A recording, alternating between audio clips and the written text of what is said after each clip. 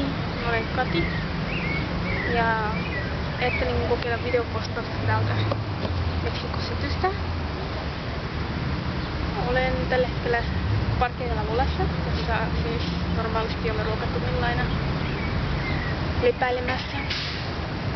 Ja tänään on aika pilvinen sää ja lämpötila on varmaan melkein 30 hujakoilla tai jotain eteenpäin.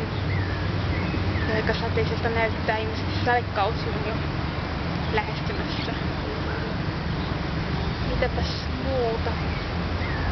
En oo mikään kovin hyvä kameran edessä, enkä muutenkaan mikään hyvä vloginpitäjä. On aika myöhäisherännäinen tapaus. Ja se kiva tuli sellainen tunne, että voisin ehkä tallettaa jotain tekstejä ja kuvia ihan tavallisesta arkielämästä. Ja ehkä jotain saattaisi jopa kiinnostaa. Nämä löpinät. Ja no ainakin itseä kiinnostaa sille tallentaa, koska en ole aikaisemmin tallettanut paljon mikään kameratyyppi enkä kirjoittajatyyppi, koska on todella täydellinen tavoittelija. Ja mitäs vielä? Tosiaan melkein 4 vuotta Mexico Cityssä olen asunut ja enpäs tiedä kuinka kauan jatkuu tämä Cityssä asuminen. Toisaalta kiinnostaa palata Eurooppaan, toisaalta ei.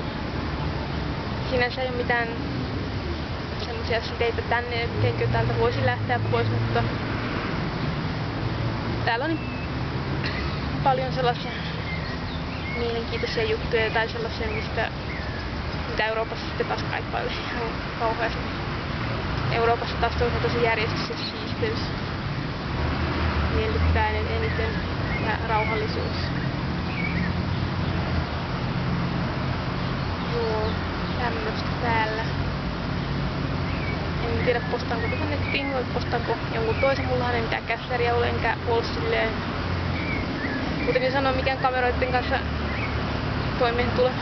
Tai siis, miten tän nyt sanois, huono valokuvien ottaja ja muutenkin aika semmonen videoiden kanssa säheltäjä, ettei mitään rajaa. Mutta joo, tämmönen postaus tällä kertaa videon muodossa. Moikka!